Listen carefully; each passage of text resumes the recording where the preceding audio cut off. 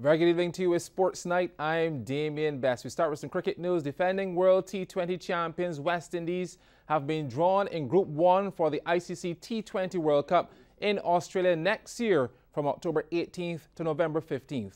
The Windies have been drawn with hosts Australia, Pakistan and New Zealand. Their opening fixture is against the Kiwis on October 25th, with the opening match of the tournament being Australia against Pakistan on the day before.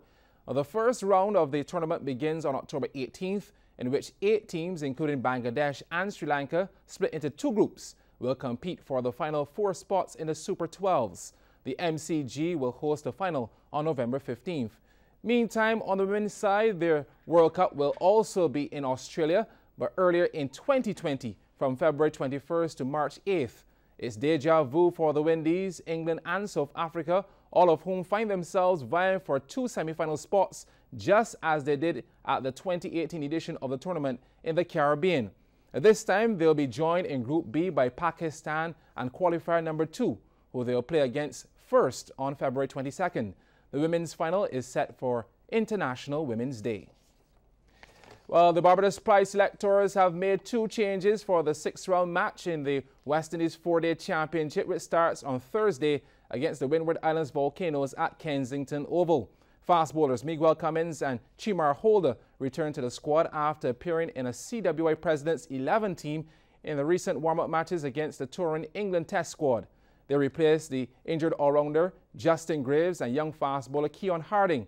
So the full squad reads: Jonathan Carter, captain; Anthony Allen, Miguel Cummins, Chimar Holder, Aaron Jones, Nicholas Curtin, Marquino Minley, Shane Mosley, Ashley Nurse, Shamar Springer, Kevin Stout, Tevin Walcott, and Hayden Walsh Jr. Now, meanwhile, former Barbados and West Indies pacer Corey Cullimore joins the staff as assistant coach in place of Vasbert Drakes, who is with the Windies men's senior team. Further afield, Joe Archer grabbed a remarkable catch near the boundary rope in the Hobart Hurricanes' 9-wicket victory over the Brisbane Heat in the Big Bash today. Archer displayed tremendous fitness and took a stunning catch to remove Max Bryant for 7. Bryant attempted to smash it over long on for a 6, but Archer outstretched his right hand, lobbed the ball as he was flying across the boundary line, and he then returned quickly to complete the catch. Archer also impressed with the ball as he claimed 2 wickets, and Alex Ross and Jimmy Pearson, they scored half-centuries of 62 and 50 respectively, as the Heat managed to score 145 for 6 in their allotted 20 overs. The table-leading Hurricanes then chased down the target on 146 for 1 in 14.2 to win by 9 wickets. This year's Powerade BSAC meet will see a change-up in some of the schools in the 2 zones and could also see the return of an element which has been missing for a few years now. CBC's Sean Green has stories from today's launch. With no major changes coming for this year's Athletics Championship, apart from the lineup in both the Frank Blackman and the Estimator zone, we could see, emphasis on could see, the possibility of the return of the instruments, especially the drums, to the National Stadium for 2019. Apart from the drums and the fanfare, the BSAC committee will also be exploring the possibility of using the athletic meet as a qualifier for the Carifta Games. Andrew Brathwaite, Assistant Meet Director, explains.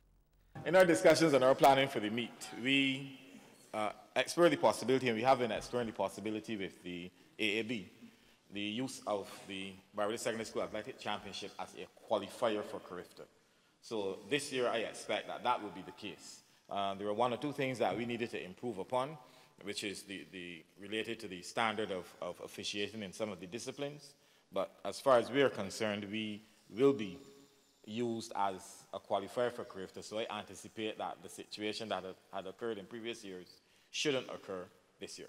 Title sponsor Powerade has reaffirmed its commitment to the meet, not just this season, but for the next 3. But there's something new in the bag. Sponsorship for another 3 years. Anything else new coming with this? Yes, you know, as we said earlier, we're really excited about this commitment, and we're pledging our commitment to BSAC for another 3 years. One positive initiative that we've added into this whole program is that this year and going forward, we'll be having a coaching clinic for all the PE coaches involved in BSAC, and this will be for each year of the contract that we've just signed. So we're really excited about this new initiative, and we anticipate that, again, this can only be to the benefit of the coaches and by extension the athletes under their charge. Students will now pay $2 for the zonal meets and will be wearing their school uniforms on these days, but not for the final. The Frank Blackman zone runs off from March the 12th to 13th, followed by the estimated zone the next 2 days. The big final will run from March 20th to the 22nd. Sean Green, Cbc Sports. Well, thanks, Sean. 1 point separated blue and yellow at the St. Paul's Primary Inter-House Sports Day at the Usain Bolt Sports Complex. When the points were tallied today, defending champions Blue House took home their 4th title in a row by amassing 615 points compared to Yellow's 614. Now, Green House tallied 569 and Red 469. Here's a look at some of the action. Welcome to the melting pot. That is the Usain Bolt Sports Complex. Let's get to it then. The under-9 girls 150-meter event. Alicia Blackman and Destiny Miller of Yellow House had a foot on the podium in this one, but Jada Smith set the cat among the pigeons in lane 2. Blackman was trying to hold firm, but hats off to Smith. She takes it in 26.88 seconds. Over to the boys now. Jameer Carter Beaton of Red House had a distinct running pattern that certainly aided in his complete performance. So much daylight between himself and the rest of the field. The race was on for second. Beaton winning in a time of 25.70 seconds. Second place going to Mackay Miller of Yellow and Jaden Hunt of Blue House third. Step up in age group to the under 11s. Nobody told Anaya Burgess to pace herself. The strategy was simple. Beat them from the front. Look at her go. She's in lane 5 and dusted them off. Mackenzie Dole of Red House had second spot in her sights, but it's no doubt about the winner. Burgess in 35.10 seconds. The under 11 boys, let's quicken the pace. Here he comes, Element Walcott of Green. Housemate Kato Rogers was hanging on to second position by a shoestring. Walcott, though, a bit of a showman, soaring to victory in 30.63 seconds. Richard second and Jaheim Gordon of Yellow third. Under 13 girls, good to go. That's the Green machine firing all cylinders. Lane 8, a tough assignment, but not for Shadania Burke. Head up and working those arms. Her winning time, 32.65. Second, Kayla Rollock of Blue. Zara Thomas, also Blue House third. And finally, the big boys of the school, Lamar Sobers, associated to greatness from birth. Family of the right excellence, Garfield Sobers, and operating like a mega star in lane 8. High knee lift and determined attitude. The reigning champions, Blue House, head over heels. The winning time, 29.30 seconds.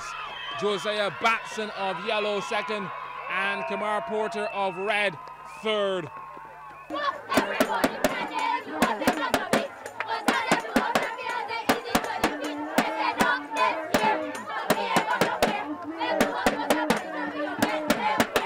That's a wrap on the St. Paul's Primary Inter-House Sports.